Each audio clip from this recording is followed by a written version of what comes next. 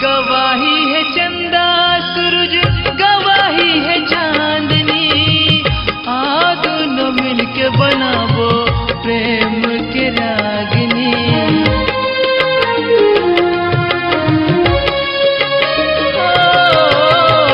गवाही है चंदा सूरज, गवाही है चांदनी, आ दोनों मिलके बनावो प्रेम के रागनी।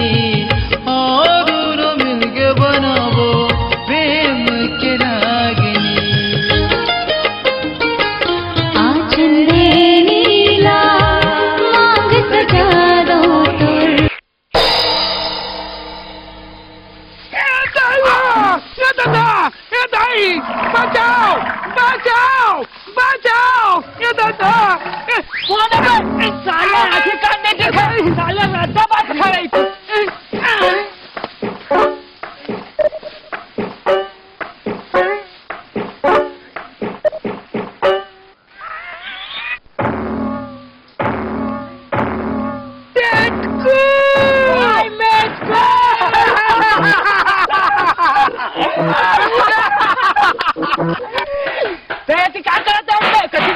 स्वप्न देखा थो रे भाई, खास मोर कोई गर्लफ्रेंड होती तो कितना मजा आती, कितना मजा आती, कितना मजा